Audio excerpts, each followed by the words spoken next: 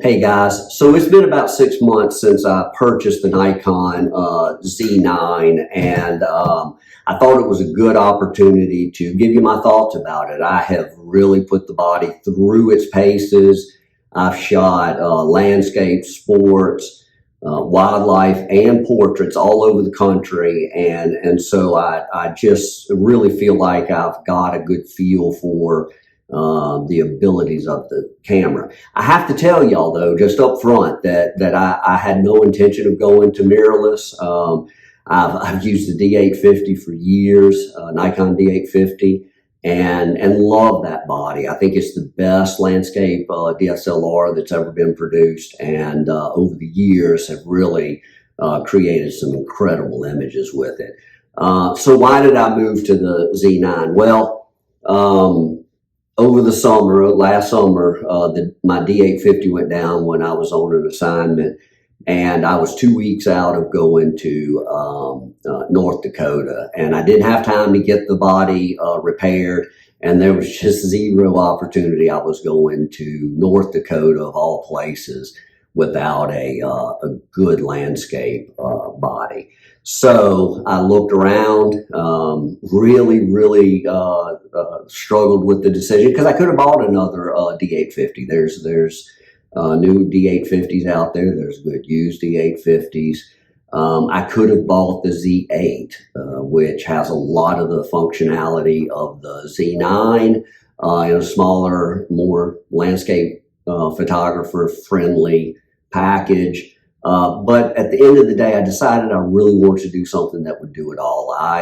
In addition to landscapes, I work with Bassmaster shooting bass fishing tournaments. So I shoot sports, and I shoot some wildlife on occasion. And so I wanted a body that I could do it all, and the Z9 was marketed as that body. And so I just decided to go ahead and take the full plunge.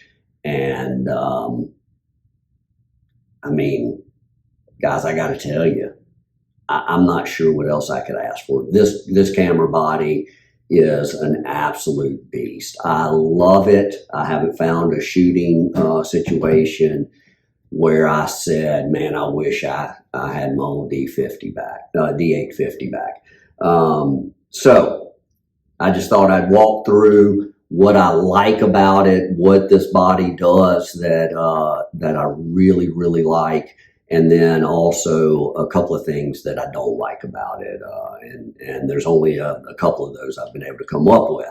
But on the positive side, the first thing is it's just a rugged body. It's really well built. It's solid.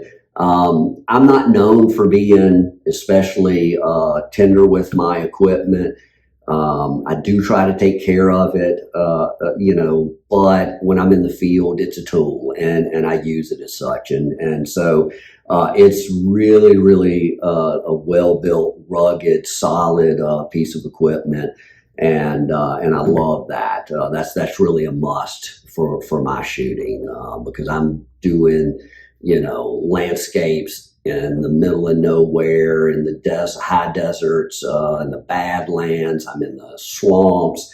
I'm on boat shooting, bass fishing. And so I need a body that can really stand up to that. And I really think this body's really well made. Something unexpected that I really do love. And I don't know why it's unexpected, but what you see is what you get shooting. So I've got a buddy on the Bassmaster team who told me before I bought this body that he never looks at the histogram anymore. I'm a big histogram shooter, and I sort of doubted that. He told me, he said, man, I just dial it in on the viewfinder. I just dial in the shot, and when I put it on the computer, that's what it looks like. I still doubted that. I still really expected to use the histogram a lot. Honestly, I don't. I'll glance at the histogram when I'm shooting landscapes specifically, just to make sure that I'm not too far to the left or too far to the right. but I basically just dial it in and I'm done. And so it's been transformative. I shoot fewer images of a scene, and so that's allowed me to, say, get 2 or 3 shots during sunrise or sunset of different compositions, because I basically dial it in, shoot it, move to the next one. So the what you see is what you get aspect of mirrorless, I really love. I can't complain about that. And it would be hard for me to go back to shooting a DSLR where I have to, make those educated guesses with a histogram.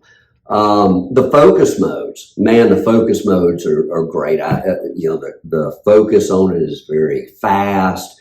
It's very accurate. Eye detect. I love the eye detect on it. It is incredible. I tried the eye detection on the D850 and found it honestly pretty terrible. And so it took me a long time to give it a shot on the Z9.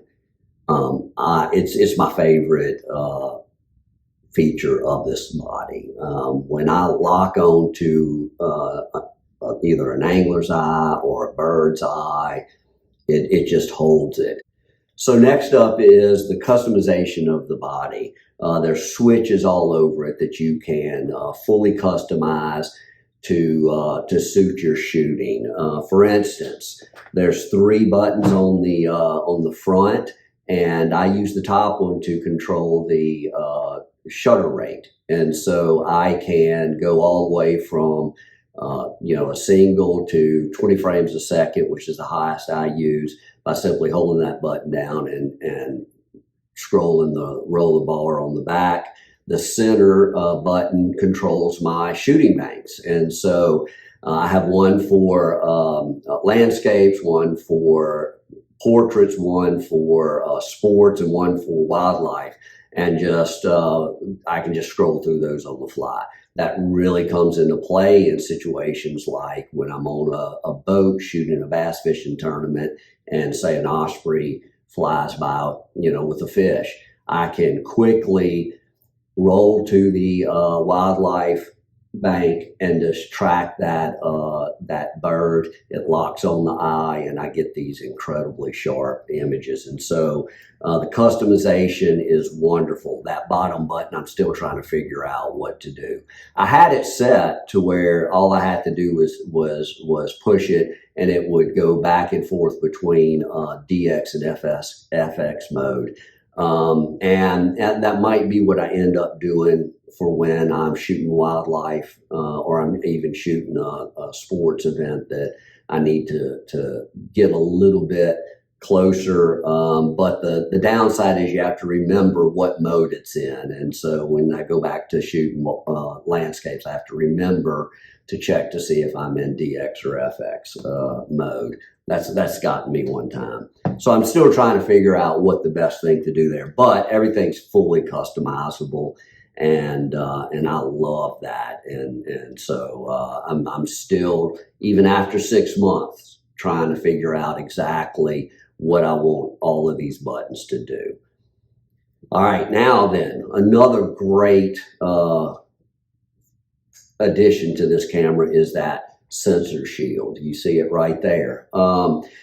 I shoot with a buddy who shoots Sony, and the Sony body is a great body, man. He produces some incredible images, but his body doesn't have one of these. And so when he is switching lenses, he's looking at the sensor, and he's always having to blow it off and really take care of it to try to minimize the amount of dust that gets on it. I really wanted a sensor shield, because I just work in really gritty places, really sketchy places, whether it's the Great Plains with the wind blowing 20 miles an hour, or I'm on a boat with the wind and the waves. I'm always changing lenses on the fly to shoot different things, and like with the D850, which had a mechanical shutter. I was always fighting sensor dust, always. Man, I got to tell you, with this sensor shield, I really have almost no problems with sensor dust. It's a surprise to me, in fact, when I see a little spot here or there that I have to take off, and I think it's just because that shield is really, sealing off that sensor, and so that's a great selling point. I'm really happy with that. What you have to remember is that for some reason, when Nikon ships the camera, that shield is turned off. And so I don't know who would not want that functionality, but you have to remember to turn it on when you get the body. But once you do that, it's great. Battery life. So coming from the D850 world, I had always had 5 or 6 batteries with me, even using the D500, which I used a lot to shoot the bass fishing side of things. Man, I had to have those batteries because I would just eat through them. If I was shooting landscapes, it was generally fine. But man, if you did anything where you're doing a lot of shooting, your camera's on a lot, you were eating them up. And so I bought an extra battery when I purchased this Z9. They're big. They're supposed to be hefty in terms of how long they'll shoot. But I was really worried that I wouldn't have enough battery life. And even with 2, I was a little bit worried. I almost never change a battery during the day. The battery life on these things are fantastic. I have the body set up to where it'll actually go to sleep after a few seconds, and that really helps extend the life of the battery. And so I just really have not had any problems with the battery life, other than to say that it's incredible. I can shoot all day long at a sports event on one battery. Landscape shooting, man, I can go for days, because you're just not shooting that much. And so the battery life is absolutely fantastic. The vertical grip, I really like that. Shooting portraits, moving from horizontal to vertical is very easy. Ergonomically, it feels good. And so I like that. It gives me something. I hold it by this vertical grip all the time when it's down by my side because it's just really comfortable. And so I like the ergonomics and the ability to use my S lenses. So I had just, before I bought the Z9, I had already bought a brand new Nikon 24-70 f2.8, and like 3-4 months before that, I had bought a Nikon 70-200 f2.8, and I didn't want to have to buy all new Z lenses, and so having that adapter to allow me to use my existing lenses was really important. I was a little bit worried about how solid it would feel, how it would hold up in the field, specifically on boats and stuff. Man, it's solid. I don't even notice anything's there. And in fact, I think having it there, it sets that lens out a little bit. And so I can reach all of the rings to it. And I really haven't even noticed it. I usually, when I take it off or when I take a lens off, I just leave that adapter on there, move to the next lens, and I'm ready to go. And so, the ability of the compatibility of the S lenses to the Z body is huge. The autofocus is wonderful. I don't think there's any lag because of that adapter. And so I don't think there's a downside to it. The geotagging is another of my favorite functions. I travel extensively 20 to 25 weeks a year. And I'm often pulling off of the road when I see something cool and shooting it. And keeping up with all those locations is a real chore without geotagging. And you know, previously, like with the D850, I never understood why that functionality wasn't built into the camera. I could have added it, but it would have cost me $500 to buy the geotagging component that goes in the hot shoe. Well, the Z9 has it built in, man. I've turned it on, and now I can just drive and shoot and pull off at whatever location I want. And I can just look at a map when I put it into Lightroom, and it tags all of those locations. It's been really cool to be able to not worry about taking a picture with my phone or whatnot, to be able to accurately know where I took a photo. And so the geotagging is a great functionality of this camera. Now, what do I not like about it? Well, it's big. It's big and it's heavy. The body by itself weighs almost 3 pounds. You add 24 to 70, you're looking at probably 5 pounds right there. You add two more lenses to your pack, and you have a pretty heavy pack to carry when you're in the field. So I knew that going in, and I was willing to compromise on that. I know a lot of people just don't want that weight in their backpack, and I understand that. If I were shooting by and large landscapes, even landscapes with some wildlife and portraits, I think the Z9 would be overkill, right? I think you could do everything you need with the Z8, but adding that sports component, I just wanted something that would do all of those different modes of shooting. And so it comes with a cost, which is weight and bulk. Ergonomically, it is good. My hand is a little on the smaller side, and so it is somewhat of a challenge for me to reach those front buttons. But it hadn't been anything that's really slowed me down. The only other thing I don't like about it is, and I cannot get my head around the design of this. Nikon produced just this incredible piece of equipment. I haven't found anything on it that I can complain about in terms of the build, except for one thing. They under-designed the viewfinder eyepiece, the viewfinder cushion, the little gasket that goes around it. This thing pops off if you look at it too hard.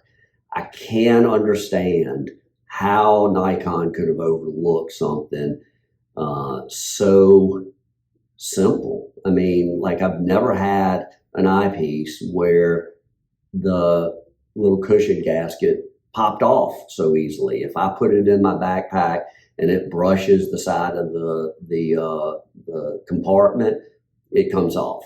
If I put it in my lap and put it like this and it picking it up, it brushes against my leg, it comes off.